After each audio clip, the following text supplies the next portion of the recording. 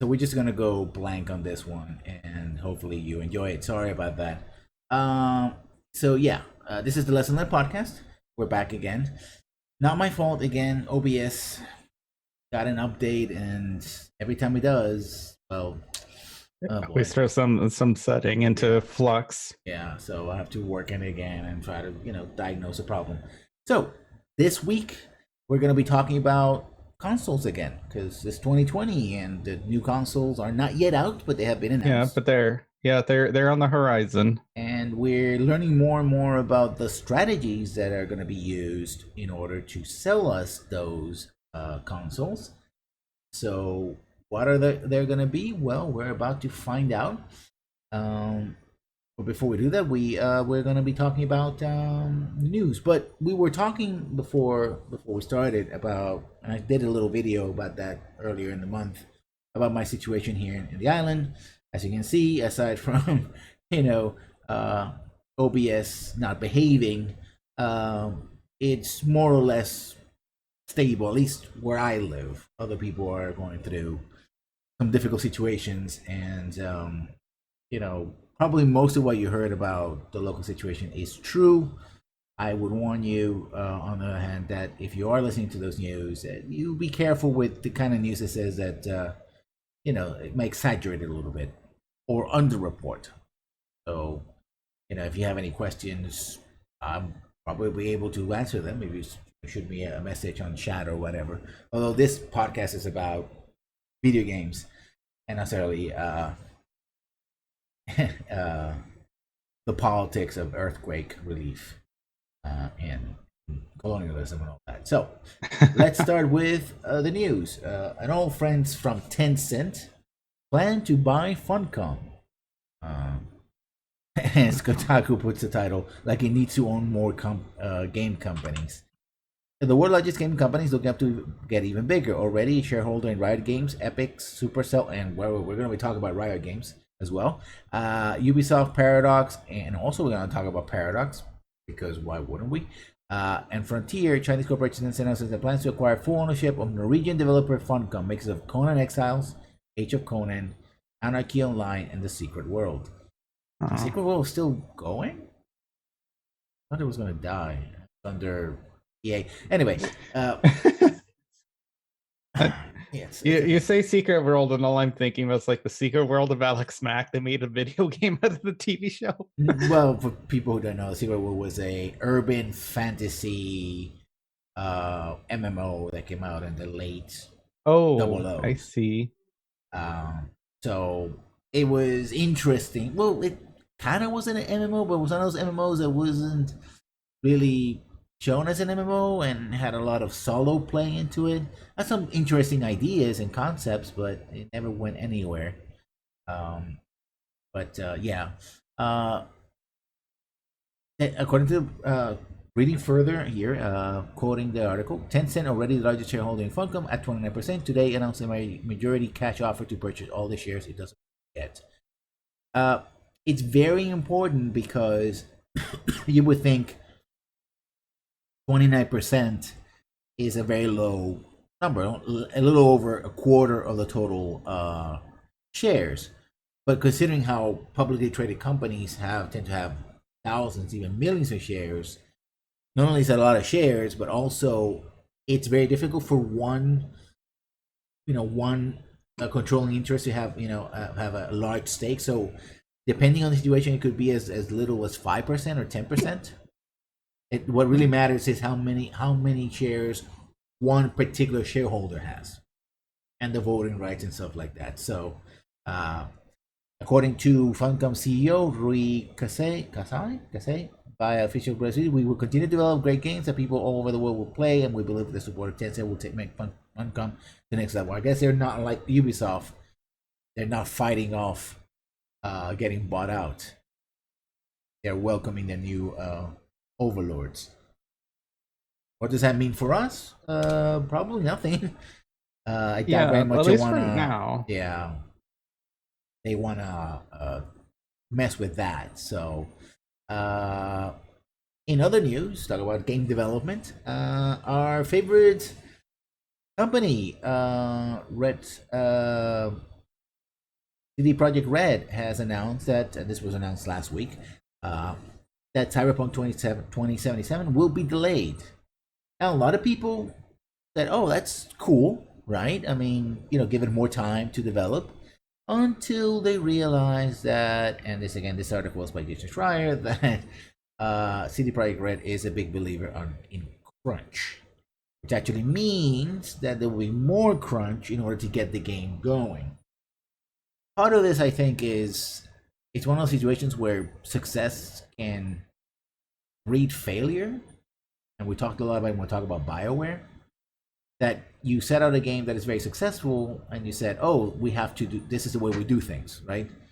Hmm. Um, and I think the recent, and I started playing The Witcher on stream on the afternoons, and it's a good game. I love it so far, but clearly, it by the time when it came out, it really was a sort of a new standard of at least for RPGs, when Western RPGs, and I guess they set the bar too high for themselves, and now they have to sort of do better, right? They cannot just simply do another Witcher.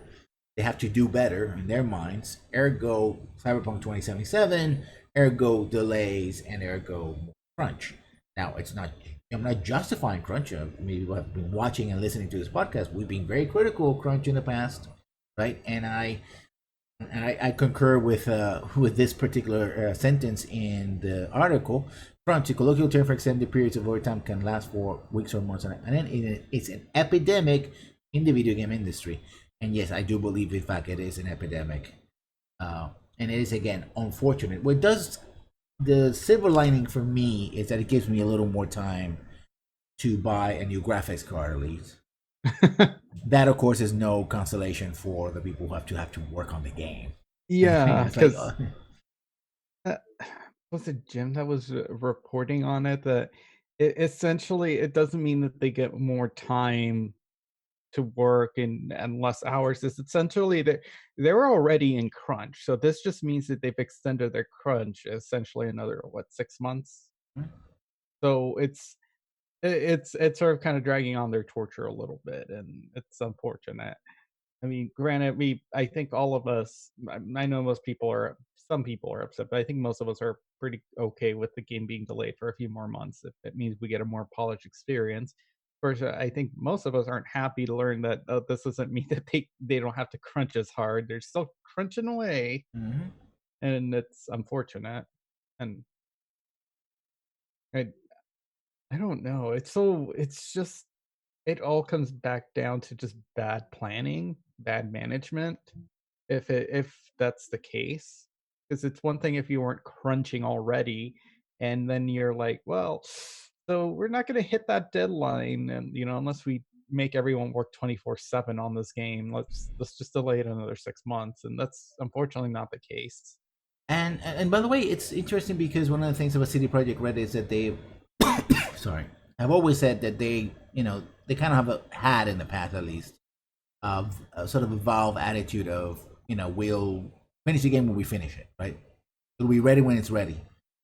But now I think they put so much stock into this game, and perhaps the future of the company, that this game will take them to the next step, right? To be a full, because they're also, Mhm. remember, CD Projekt Red is also the owners of GOG. So in a sense, they are the competitors to Valve, right? They're sort of following that footstep of setting up some great games, and then perhaps in the future it will be GOG that will basically sustain the company, that side of the company. So I think it's unfortunate. And they did make a promise to Kotaku that they were going to try to alleviate it, but according to the article, mm, they're like, well, it is what it is. Yeah. And again, that kind of attitude is problematic. Yeah, let's not try to change the system. And there, I was just actually before we started streaming, is watching like I guess just sort of the rumor, well, one of the reasons why they supposedly like stopped or had to delay it was that they couldn't get the optimization right for the first Xbox One releases, Mm. which I guess if it's true that it's sort of like the downside of having these cross-platform releases. Although honestly, I think I prefer having a product be more available to a wider range of an audience versus limiting the audience. I mean, to me, Yeah. I don't think the graphics are all that important.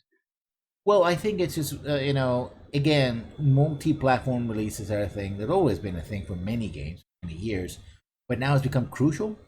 And I think probably it's because this game probably costs more money. I mean, they haven't talked about how much money they're spending on it, Oh, but yeah, it's been in development for 7 years now, yeah. probably? So again, they're betting the farm, and they're saying if we do not have a multiple cross-platform release at the same time, we risk losing money because then when you finally release it, you release it in the Xbox later. By that time, Xbox players have sort of moved on to other games, Yeah. and and their sales suffer, right? So And I think back to our favorite, like, whipping horse, dead horse to beat, BioWare, when they released Inquisition, mhm. they actually did a cross, generation platform release, and, like, I played that's the first time I played it was on the Xbox 360, and it was the graphics were garbage, Yeah, you can't but see at my least face right now, but yeah. yeah, but I at least I got to play it and enjoy it for what it was. Hmm. Like the graphics to me weren't all that. They look fine. They're passable, even though in some places everything looked like plastic. I would have preferred that though over than having like, well, I guess my computer at the time wasn't probably couldn't really handle something like that, and all I had were an Xbox 360 and a PlayStation 3, so it's like I can't. Uh, I wouldn't have been able to play it. Granted, I understood, but I was very disappointed at the fact afterwards that they decided to drop support. So they released the first DLC for those consoles, and then they afterwards they just, yeah, we're not going to support it anymore. It's just Hmm. buy a PlayStation 3 or 4, or get a better PC and rebuy the game, and then buy all those other DLCs if you want to play it. Essentially, it's like, no, you should have supported it. Yeah. I mean, I'm sure at some point it does come down to like a business decision, but it's kind of disappointing as fans. Moving on to another kind of whipping horse around here. Hideo Kojima wants to work on smaller games and manga. This, according to PC Gamer. Kojima had experience with this bit when he took a taste of Phantom Pain via its Hmm. prologue, Ground Zeroes. Basically, he's talking about the fact that perhaps the studio wants to tackle multiple game projects into a big game through that what shape it will take remains to be seen. Kojima did mention that he'd like to make a game with more mecha, since the Shinkawa specialty as an artist outside of games. The pair would like to work on manga together. Um, this they don't say this in the article, but Death Stranding didn't make the sales, right? Not a They total flop, didn't. but there been hints that Death Stranding, Death Stranding, Sales figures or yeah, numbers. Yeah, flopped. well, I guess that's the thing. I haven't heard. You're right, because again, it goes back to the game industry being very secretive about like how sales and figures and budgets and stuff. But usually, if a game does fantastic, they gloat about it. They're like, "Oh yeah, we Mm-hmm. sold 100 million gazillion copies of a game," and it's like, now that you mention it, I don't recall ever hearing like, it sold 100,000 copies in the first day or something. Yeah, I don't have the figures. I try to find the figures in a quick search on Google. I probably do that for next week. But yeah, the idea that it did.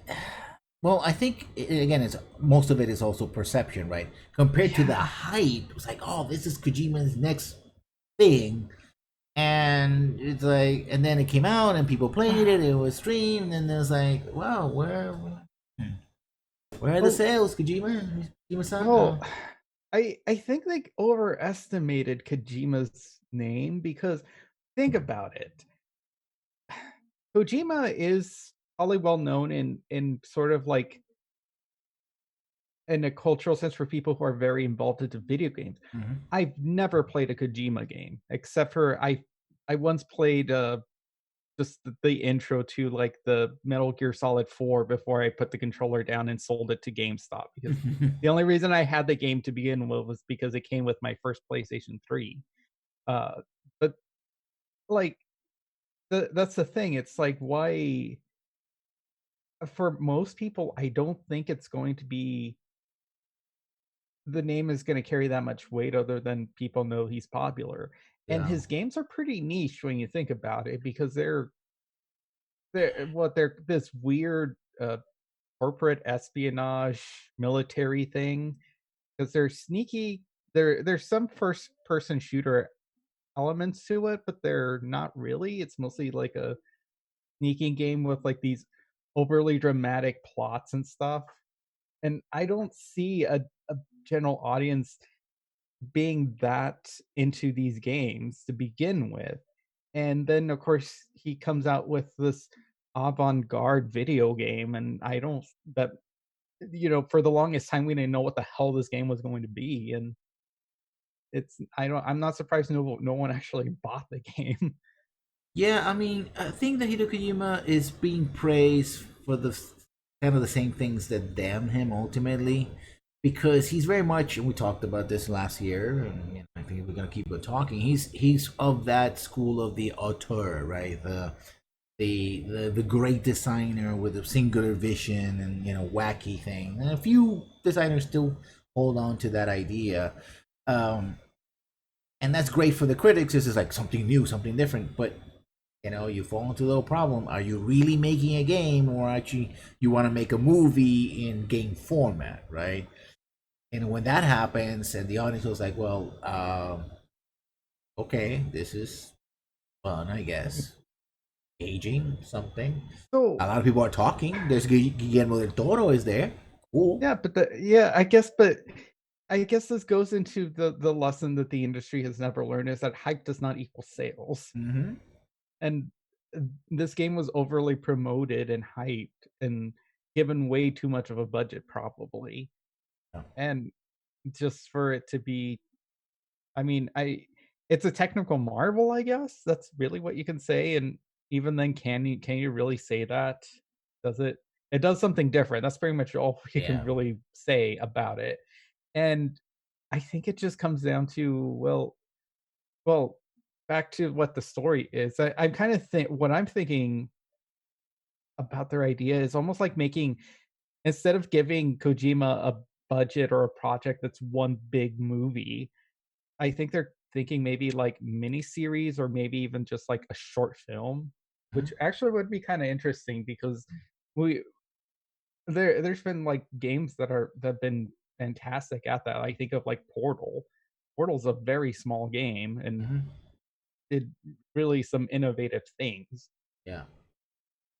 So I can sort of see that working for Kojima is making smaller games with maybe more contained and that do something different, but don't have these probably have that same polish, but don't have that high expectation of probably selling, having to make like 1 billion copy sales before you make your money back. I mean, we could, in a couple of years, in 2021, 2022, even 23, have an article saying whatever happened to Kojima, right? That Mhm. could happen. I'm not saying that it will, pronunciation being what it is, but it's a possibility. Like, oh, everybody's like, oh, a couple of years ago in the 2010s, everybody was talking about Kojima this, Kojima that. And now 2020s is like, eh, Oh, yeah, right? he's yeah, or Still it's like, whatever there. happened to that he's gonna be like the Spielberg of, like, I guess, video games or something. Mhm. Although competing for that title is David Cage. Yeah. Talking about games that are about or should come out sometime. I mentioned Valve when we're talking about CD Projekt Red. Well, Valve is confident that Half-Life Alex, which is I guess the long-awaited sequel to Half-Life 2 in a way, will release on time. Alex is due to release in a couple of months' time. Actually, a couple of months time. Actually, I thought it was going to be 2021, and March 2020 to be exact. Well, as we can be. There's no release date yet. I'm quoting from the article from Gamefront. But this lack of solid confirmation so close to release date has led to some speculation that Valve may miss their deadline. Valve has now confirmed, however, that is unlikely, and that is unlikely, and that they're confident that the game will be released on schedule. Again, from a company that said it'll come out when it come out, and a company that hasn't, they themselves have not made a lot of games, because Yeah. they basically are, they are the, Valve is Steam, the storefront. That's where they make most of their money. And there's also going to be a game that it's going to be basically pushing for their platform, their VR platform, reviving that. Um, so I guess it will be success. We'll see if this game also will be successful. But how will you consider a success? There's not enough people owning Yeah. VR already, I get particularly yeah, Steam VR, to justify the numbers of sales. And I don't see a single game being the platform seller, because VR in itself is not a platform; it's a device, and it's over and a very peripheral. expensive device. Yeah. So unless it's paired up with, like, oh, get the new, VR from Valve, 50% off, and we throw in Alex, Half-Life Alex. But again, it's so very niche, because by this time, what was the last Half-Life game came out, about 10 years ago, 15 years ago?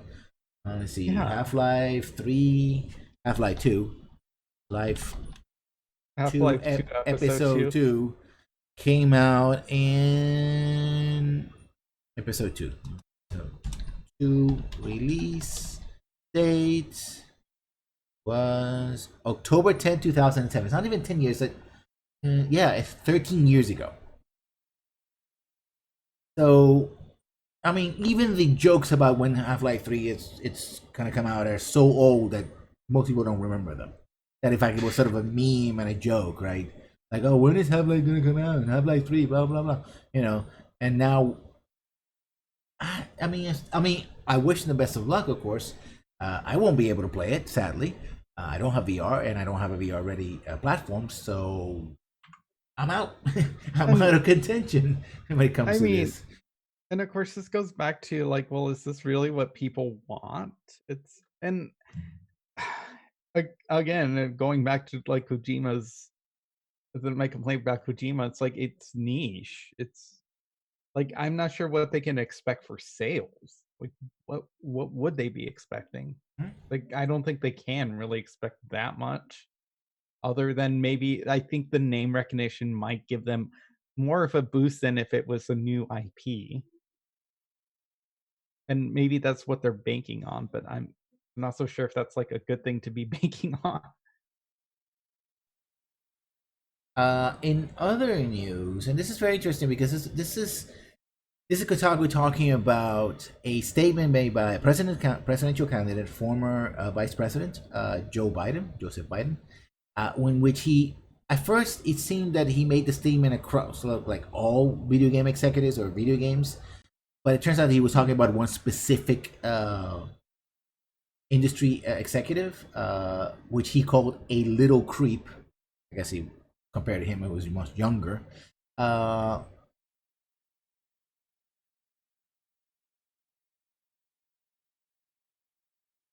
It's I think I yeah. vaguely heard something about this, but Yeah, the article basically questioned who it might be. Uh, in an interview with the New York Times, Biden has referenced a meeting with Silicon Valley leaders about intellectual property. This could be the December 2009 meeting with entertainment companies to discuss copyright infringement protections. According to the official list of attendees, the only video game adjacent person at the meeting was Michael Gallagher, then the head of the game industry umbrella organization, the Entertainment Software Association. Although the SEA doesn't make games, perhaps Gallagher was defending the rights of game designers as artists.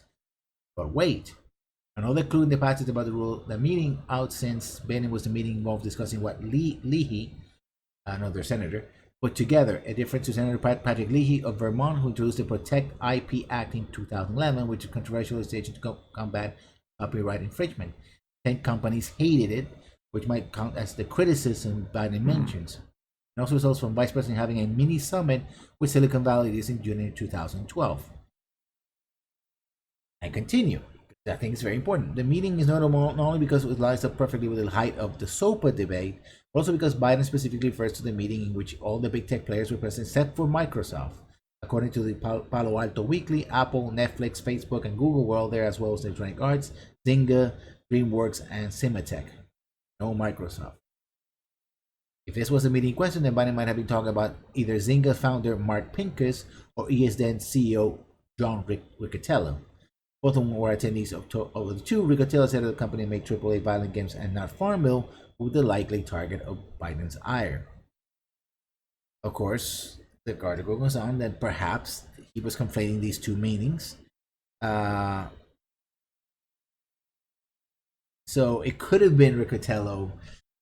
And I think why I'm highlighting this is not so much, oh, an old dude who's running for office is slagged on an aspect of the video gaming industry, but rather the power or lack thereof that the video game industry has when it comes to legislation, right? Mm-hmm. Video game industry is making a lot of money, but doesn't have the kind of clout that other more established industries like Hollywood have, especially the Democratic Party. Which, considering all the talk that has been about regulating, for example, or doing away completely with microtransactions, that's more likely if they don't really have a foot in the door, right? They don't have defenders. They don't have a senator or a other people in the House or in the House of Representatives or a block of people. It's like, yeah, of course, we're going to go to bat for video game industry the way you go to bat for the big pharma or you go back for big oil, etc. Oil industry, the energy industry, etc. Right? They don't. Video games don't seem to have a I forgot the word. They don't seem to have a place. They're spending a lot of money, of course, that's lobbying, but not necessarily have the presence. They don't not compared to maybe like other industries like Hollywood or the oil companies or insert your big corporate boogeyman here. As much as we like to rail against the video game industry, they're definitely nothing compared to other industries out there. And you can see that they basically were partnered up with basically the people dominating those lists are Google, Microsoft, and others, right? People who are, and again, it's the video game industry wants to position themselves as part of the entertainment industry, but the fact of the matter is that they're part of the tech industry.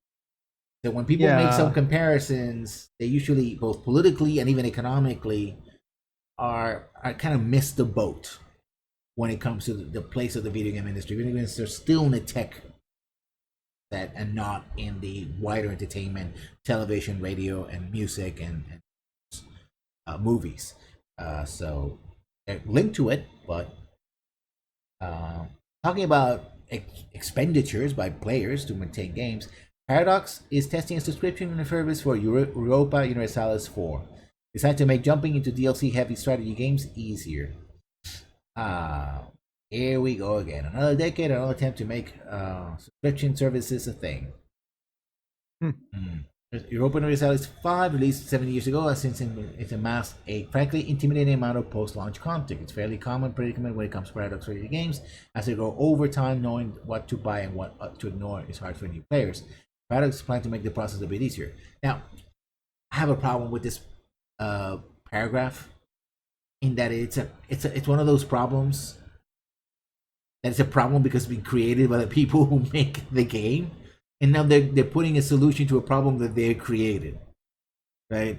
Like, oh, we have this problem. What's the problem? We put out too much DLC, and you insert meme of guy who is in the end of the table and says, maybe you shouldn't publish so much DLC, and then get kicked out of the window.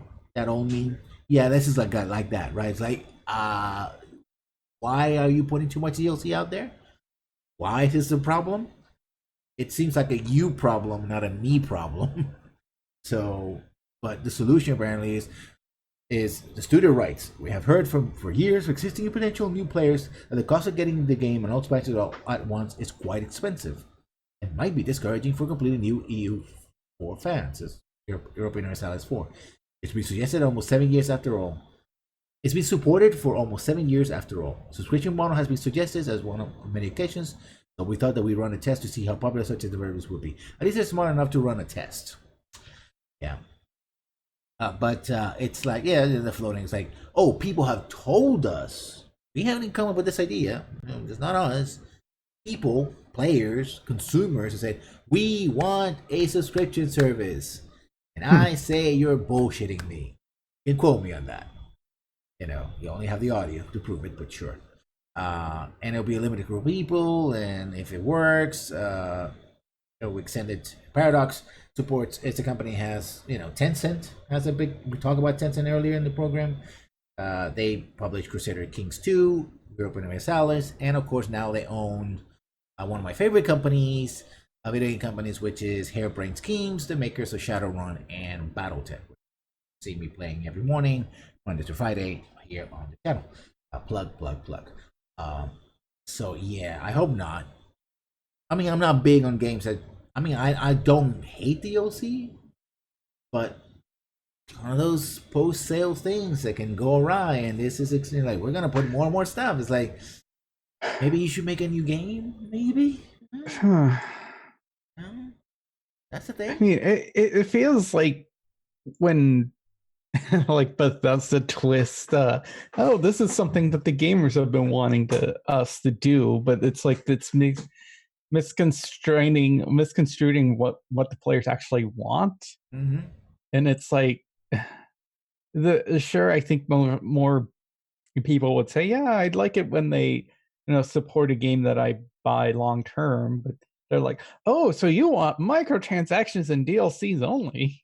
Mm-hmm. And never make another video game again. It's like, no. And stuff like this, it reminds me of something I've been seeing.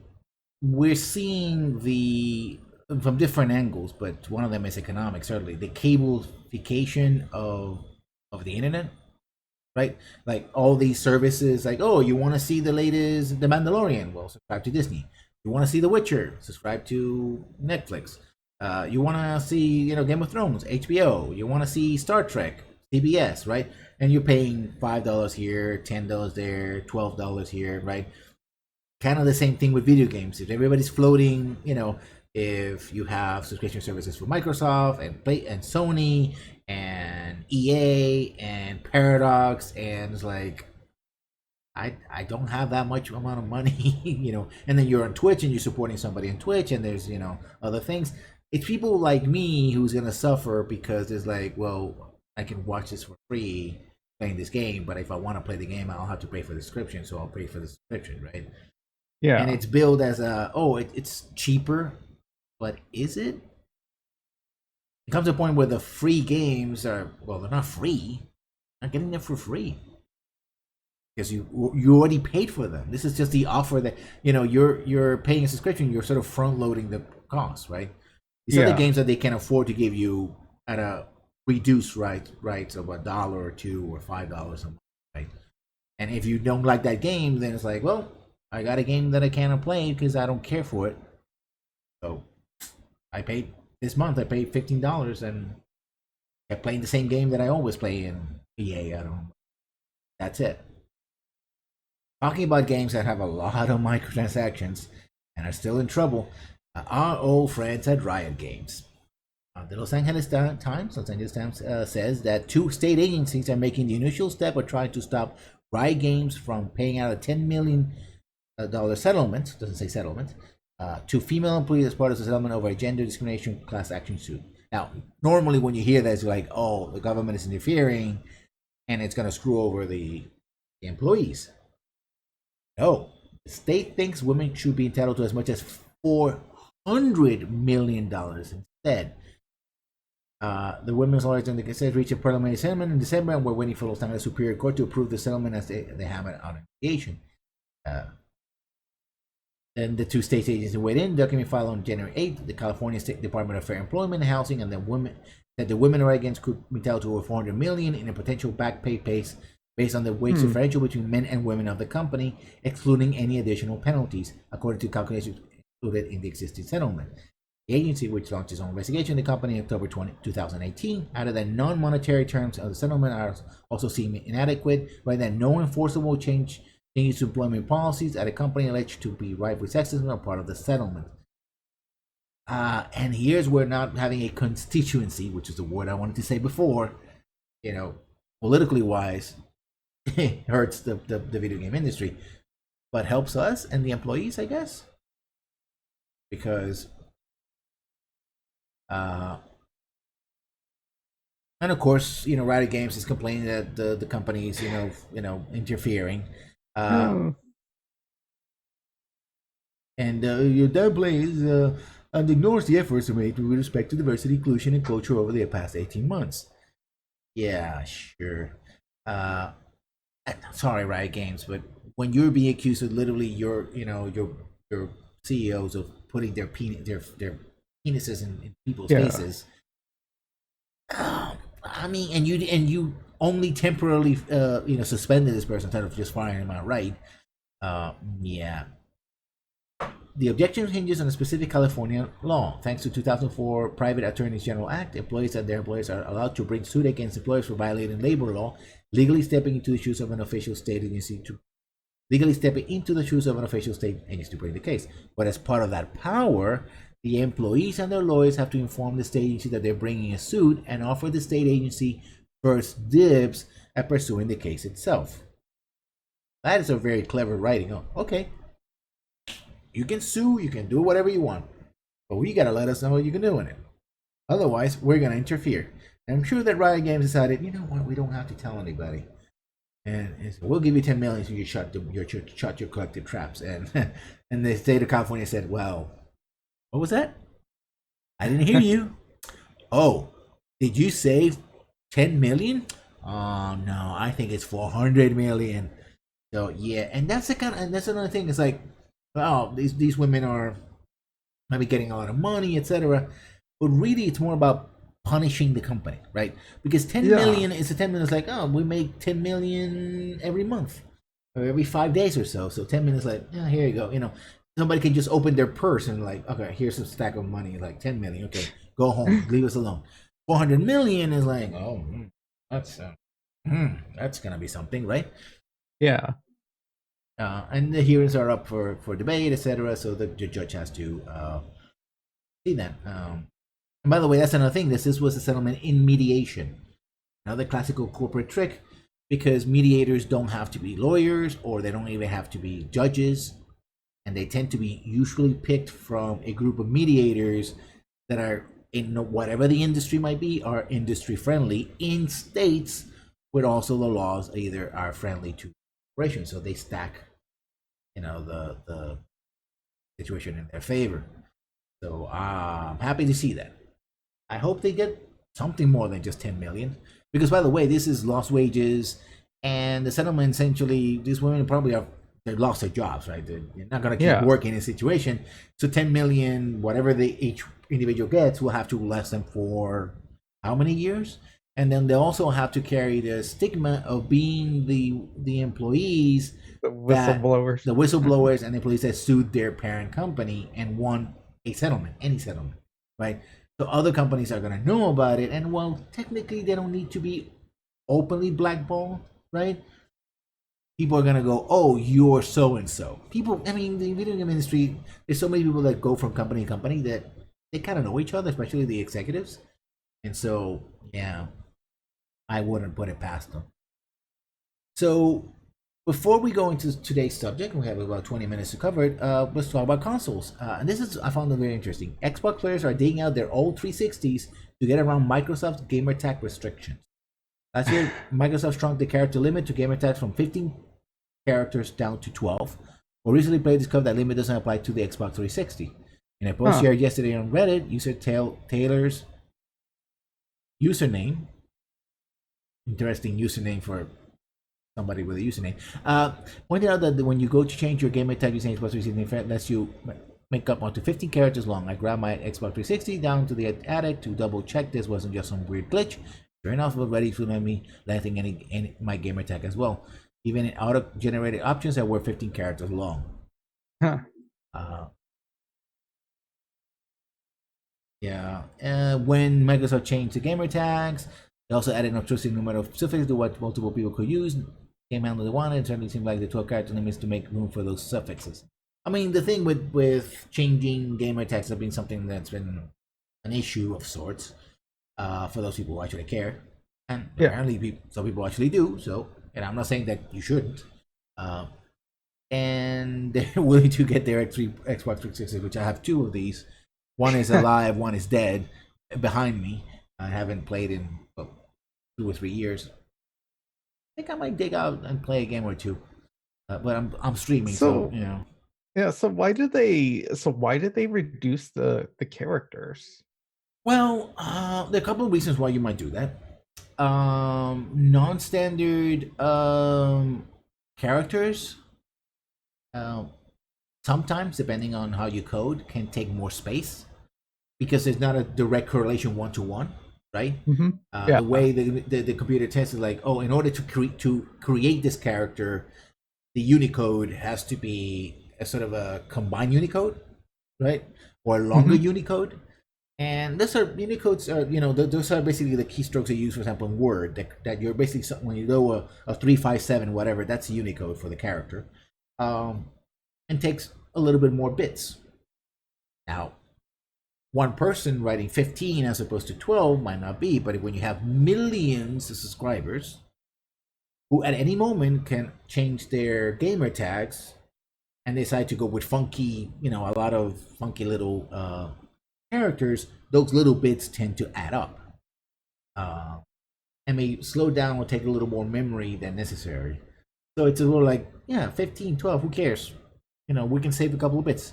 So the old Y2K thing, which like we don't have to print the entire year, we just have to do the last two digits. It's a space saving and speed saving measure. Hmm. Not a big thing because it's not that complicated. It's just that it's like, oh, it's sure 12 will do.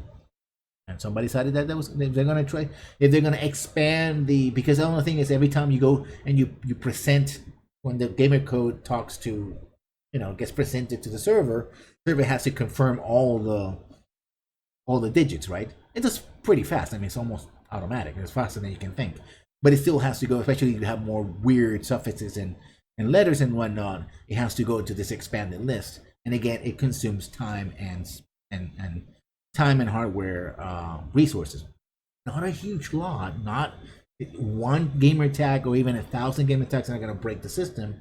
But when you're dealing with millions and you have to store these, also you have to store these now across platforms.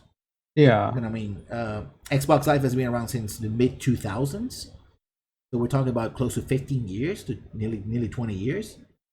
You're gonna store that information, and hopefully, you're gonna get more and more people. And right now, you probably have parents and children who have Xbox gamer tags. Conceivably, within 5-10 years, you may have grandparents, parents, and kids with gamer tags, right? And this is also part of what we're going to be talking about, how Microsoft and PlayStation and Sony and even Nintendo to a degree are thinking about what they're doing. This is from the article from Game Industry Biz. It goes to the we'll talk about this, the final 10-15 minutes of the program. Microsoft goes in all in on the evergreen platform. Essentially, what Microsoft is saying is it's not about any one machine. It's about the ecosystem, the idea that the new machine just keeps you fresh, right? You can put a new machine and you keep the same. That's why backwards compatibility was very important in now last generation, the current generation. Um, they basically the original to quote the article. Um, okay, what's one of the things is the Microsoft announcement that it won't be releasing any exclusives title for the Xbox Series X at launch has not exactly been popular, right? Um, the idea is to maintain the always be current, right? That you can Yeah. that again, this idea that you can go from your PC to your Xbox to your handheld device, etc.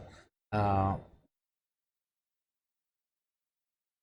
but according to game industry, it's going to make it harder already for Xbox to out of the gate again to be successful because people are like, well, why should I buy this new thing that you're selling me if it doesn't have anything that makes it stand out from the others? But they're betting that over time, especially like I said, generational people who already own an Xbox, maybe bought all the way back to the Xbox original series. Today, we're like, why should I change if I can keep playing my own games, especially older games, but also newer games that are coming in, right? That's a sort of evergreen, right? That you stay Yeah. with the platform for as long as possible. So, it's sort of like I don't quite understand why it's not popular or why people are kind of upset for it. I guess it's sort of like they don't want change. It's interesting because it's like, people complain that, oh, things could be better, and then when they do something different, they're like, oh no, not this. Well, And I think the I reason think it for goes it, back to yeah, go ahead. being conditioned into, having all these exclusivities like, "Oh, brand new console, look at all these exclusive games, they're just for this console." It's sort of how when, people complain that, like, in a console exclusive game suddenly, goes, to a different platform or something, they get mad, and it just kinda goes back to this mentality of, like, this, the way that gamers have been conditioned to, like, "Oh, you buy, like you stick to, like, one console, one brand. It like brand recognition. It's sort of so it's kind of interesting for them to kind of, I guess, break away from that tradition, but they're still banking on their brand. It's still Yeah, the Xbox brand, the Xbox services. but I think the thing is, and this is again, this is how video game consoles have all been sold, right? You've been sold on the newness, right? You've been sold on this having this new machine, like a revolution in hardware and therefore software. You're getting new games, right? It's like, why should I buy a Nintendo Super Nintendo? Because it's better than the Nintendo NES, and it's better than what Sega is. Why should I buy an Xbox over a PlayStation? Because the Xbox is more powerful, right? Or the PlayStation has more games, right? The idea is that they're still closed systems mostly. I mean, they're basically PC now. Nowadays, they're PC in a box, right? That's what they are, a Mhm. closed box. But you try to convince people to buy a new box. It's like, well, I already own an Xbox. Why should I buy this new one if it's just sort of more of the same? Wherein the Well, argument, for example, from Sony is, oh no, this is not more of the same. This is better. This is newer, and it has exclusives. You can't play that on Xbox or on PC. You can play it here because this is the PlayStation. You are owner of a PlayStation 5, right? It's like buying a new car. Essentially, your new car is the same thing as the old car, right? But it has new features and it's new and it smells new. It's the marketing and the way people, and I think the way people think about consoles is very important, and it's one of the reasons why, for example, when the Xbox X came out and they wanted to sell it as sort of the entertainment center of your home, people were yeah. like, "But I just want to play games." Cool, like I get Netflix as an added bonus. Sure, I And can listen to CDs or whatever, but it's or not why I play it. sports or something. Yeah, it's not why I play it. Oh, we have a keyboard for this. Not the first console that has a keyboard. It's like, yeah, Yeah. but I already have Oh, a PC, so I don't need that, right? you have to have the Connect attached to it. It's mandatory, and you have to have an online connection all the time, or you can't even play the video games. Yeah, and the clean break it goes to that idea of still technology being revolutionary. That in fact it isn't. It's mostly the last 20 years or so. And nowadays, in order to really see the difference, you were talking about playing Origins on the Xbox 360. The reason why those graphics, especially in the cutscenes, were so bad wasn't really about the hardware. Because when you play the regular game, kind of looks the same as you played on PC. I mean, PC is a little bit, the regular game where you're running around and killing monsters Yeah. and it looks more or less the same, right? It's when you get the cutscenes, but that's because of the engine. The engine wasn't made for RPGs. It certainly wasn't made for the older generation of hardware. So the hardware was straining. But if you really want to see sort of the changes, well, you would have to skip a generation. Like, okay, so you compare Xbox original graphics or PlayStation 2 graphics to say, well, Xbox 360, or there was still a change. But 360, you would have to sort of jump really to PlayStation like 4, Pro or Xbox One X to really see like the difference. And usually it's in sort of gradients and colors. I mean, you can still look at, for example, you do a lot of work with Mass Effect, and Yeah. it looks fine. I mean, the texture could work. You could spruce it up, the textures and whatnot, but it doesn't look horrible. The faces are Yeah. recognizable. The character movements are fine. The environments hold up, right? You don't see a lot of like square things where they just look out of place. Like the video I just saw like yesterday where somebody did a video of taking a time machine and GTA online or GTA 5, and they basically were riding sort of like the DeLorean from Back to the Future. They jump in and they jump back into, say, the San Andreas.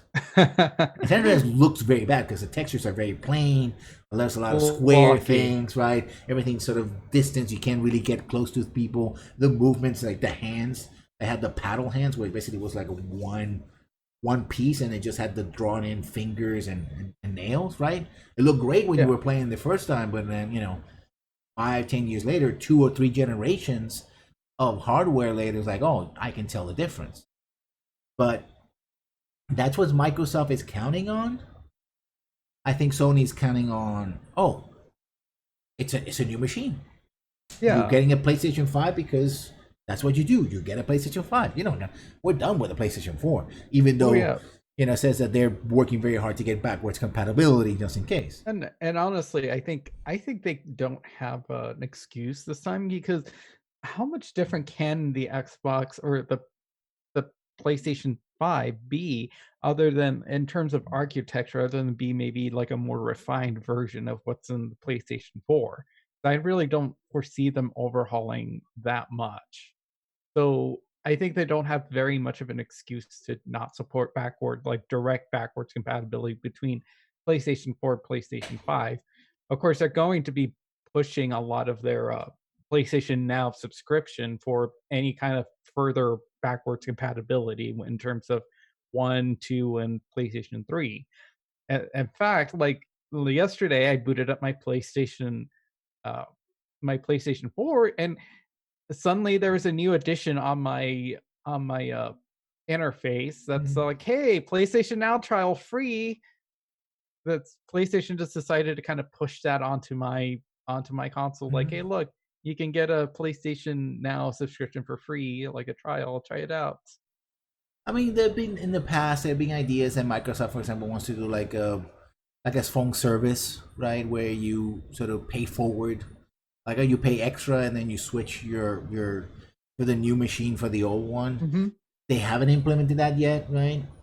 And but it could, if they could do that, they didn't do it for this extended morphable generation. I know they released 2 machines in this generation. You couldn't get an Xbox, you know, X one Xbox One An X. Xbox, You an know, Xbox One, and they, a I One don't think they X. didn't even do. I think they didn't even do it like the old. For example, back in the day, for example, in home computers, for example, you could get tradings where I have a VIC 20 for the Commodore, and the Commodore 64 comes out. It's like, well, we'll give you $100 for the old VIC 20 and Commodore 64, and even in Sony has done it as well sometimes, right? It's like, oh, you have a PlayStation 3. Well, we have the PlayStation 4. We'll give you $100 for your PlayStation 3. You get a new PlayStation 4. I didn't see that, at least from Microsoft itself, which would be sort of what they're trying to do is an extension of that, right? Um, Also, the fact is that prices for the hardware, which are basically PC based, have gone up quite a bit. Particularly because many reasons. The graphic, the GPUs. So it's not the same thing with a cell with a with a smartphone. as it is with a, you know, um, shall we say, a console, because the cost, although high end mobile phones cost hundreds of dollars, cost as much as a console. $1,000, like a, Yeah, a brand new PC, yeah, actually. or more, depending how you do it. But again, it's a matter of how you think about the product. People think of mobile phones as something that they need to have. Consoles, I think that they want to have, right? Because you can always say, well, and buying it for it guarantees that you get that new phone, right? So you don't lose a phone, right? You're always gonna get the newest Chinese one, it's depending on the program that you pay into it. But everyone else is like, well, I don't necessarily need a new console. You have to convince me that I need a new console, right? And see, we don't see Microsoft have that kind of approach to it yet. E3 this year. And by the way, that's another thing. Sony is also skipping E3. So E3 is less important, but Microsoft probably going to be there. Again, we're seeing a situation where in flux, and Nintendo is doing what Nintendo does, their own thing. They're going mobile, right? I think eventually what we'll see will be a return to the sort of Nokia type device that they try to push in the late double O's, right? An all-in-one game machine. But I might be surprised that the Nintendo might be a sort of super mobile phone with controllers and whatnot. They're going mobile. That's their thing. They're not gonna do. Uh, I don't think they're gonna go back to the traditional console. So more or less, I think it reflects where we're at right now. But ironically, I think this would probably more lead to the demise of the console than I think. Because at Hmm. some point you're like, well, why should I buy a console if I can, for example, stream my if I can stream my games from my computer to my television, which is doable, that becomes better. Then I don't even need a console. I need to grab a controller, plug it in, and I'm Yeah. playing. So Right? tell my computer to connect to my TV in the living room and play. My smart TV can connect to my computer. I can control everything through my computer, so I have all my passwords, and I can go to Steam and GOG, which now GOG Galaxy as an integrator. I play with it. Basically, you can what you can do with it right now is track your games and launch games. But what it does when you launch a game, you still have to launch the other application. So it's not advisable to do that, especially if you don't want to put a strain on your machine, right? Machine is a little bit older. You don't want to have two clients running at the same time. Always want to avoid that. But that's consolidation seems to be the thing. Is like if people can, especially with VR and stuff like that, eventually the differences between having a console and a PC are gonna just disappear. And I guess, and my final word on that is that PC wins because there's no reason to buy a console. I think that's one of the reasons why Sony doesn't want to go this route, because they don't want to abandon the console, and most likely that's what's going to happen. There's no reason to get this extra piece of hardware if it does the same thing. And a lot of people have done it. I've done it. So it's interesting where it's going, but this might be the last generation of consoles, not because the console Hmm. has died or has been killed by something, but rather because it made itself obsolete by the And of way course, by the way it's been. and of course, we have Nintendo just still doing their own Mhm, thing with their hybrid home console slash portable console. mhm, And of course, sweet. And then, I mean, there's also the I guess the fourth newest contender to the console thing that we didn't even talk about because they're probably not even worth mentioning. Stadia. And that's of course Stadia. Oh, there was a piece of news I didn't talk about that Stadia has been losing its core audience. The Yeah. numbers have been dropping. So it's like, wow, that was an experiment that Yep. nobody saw Google failing and doing that whatsoever.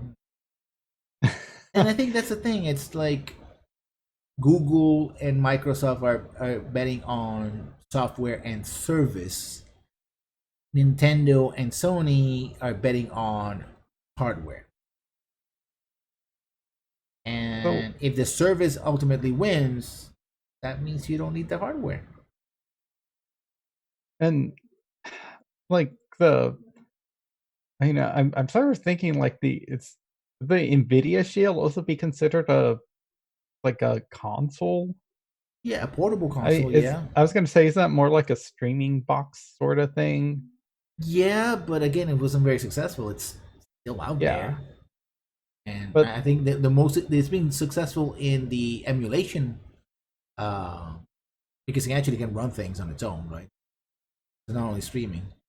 So as an emulating machine for older hardware, yeah, it's done fairly well. You can use it, but as sort of current gaming, some people have it, but I haven't seen a lot of people who are like, oh yeah, yeah, oh, like, "Oh uh, my god, you need to get this thing." yeah. Yeah, it's Even so Nvidia is not pushing it.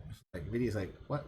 Oh yeah, shield, sure, yeah, whatever. what I mean, yeah, oh, by the way, look at all these graphic cards we have. Yeah, So, I think that's I think predictions for, like, this upcoming generation and maybe even for most of the decade, we are probably gonna see a push towards, gaming subscriptions and streaming services.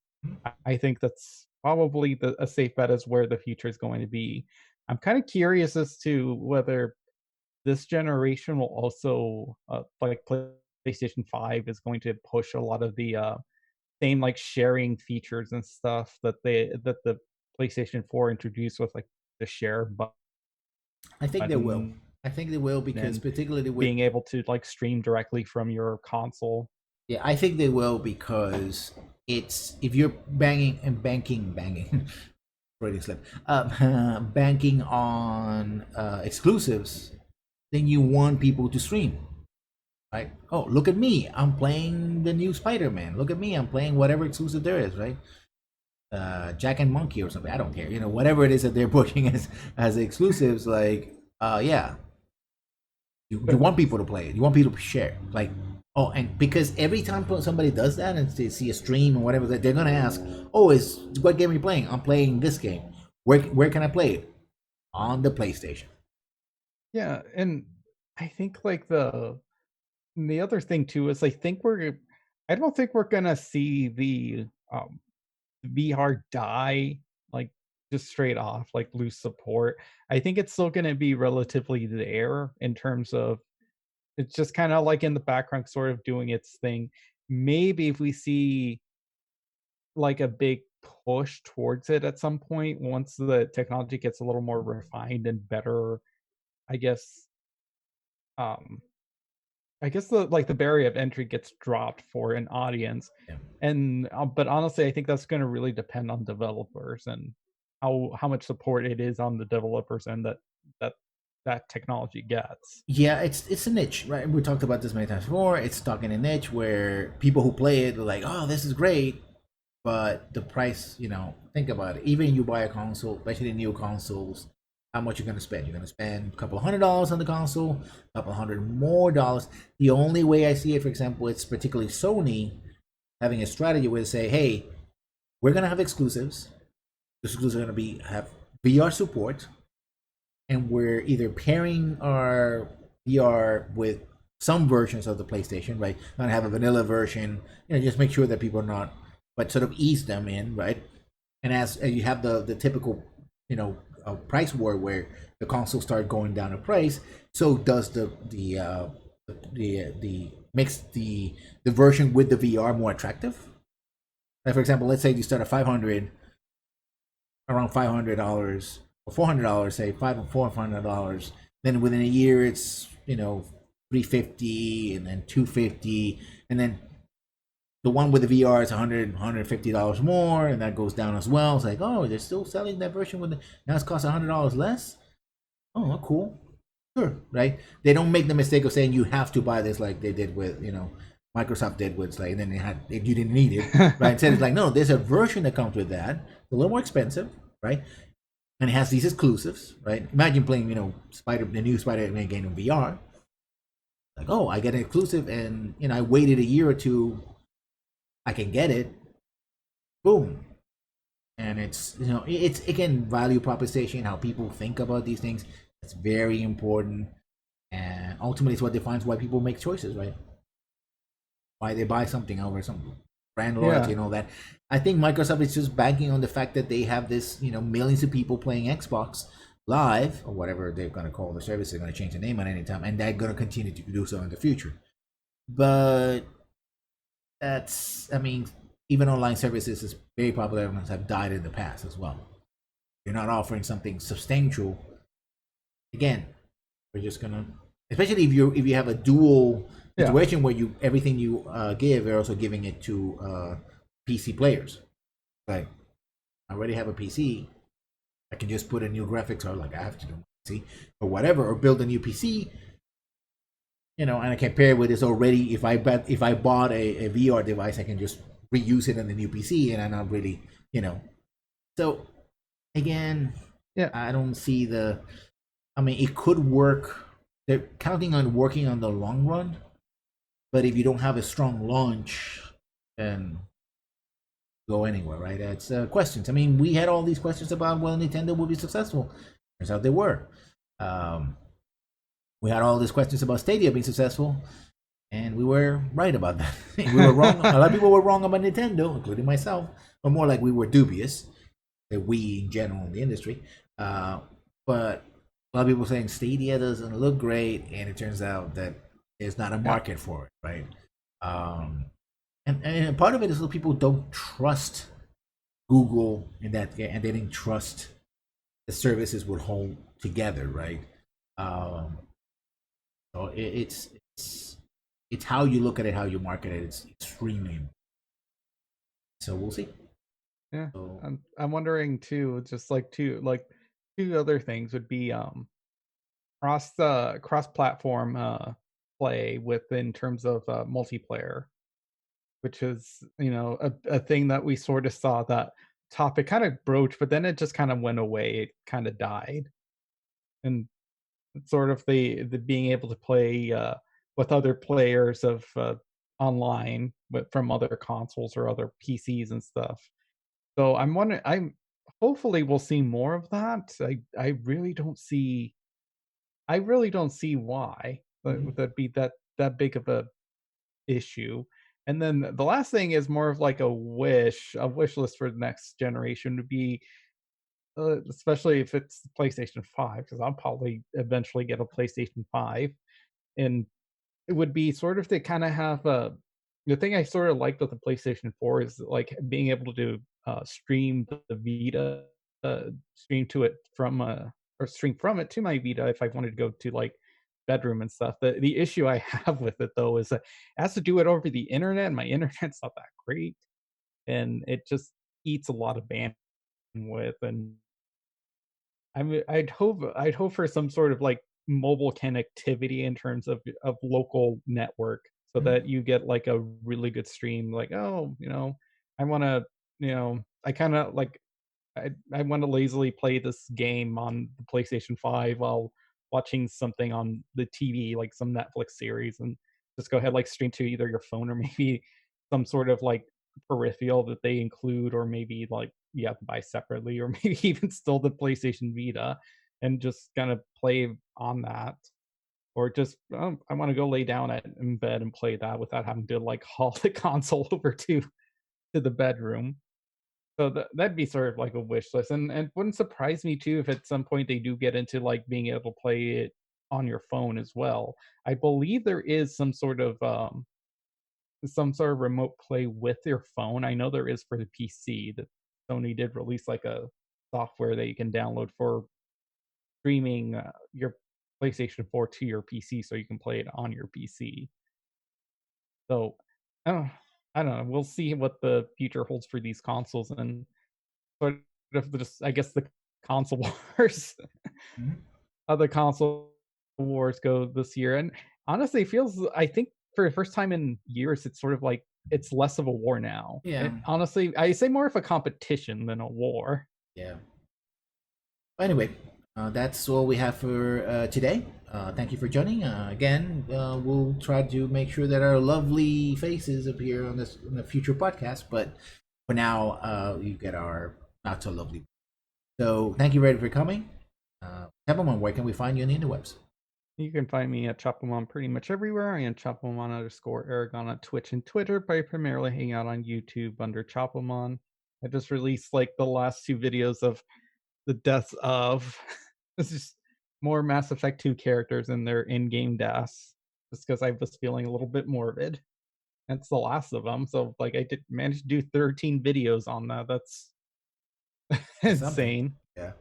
And of course, you can find me here playing in the mornings BattleTech 30, 3025 Commanders Edition as I bash my robots against other robots. And in the afternoons, The Witcher 3, which I'm enjoying a lot. So that'll be it. And of course, we'll continue doing the podcast as long as we can. So thank you for coming, and we'll see you.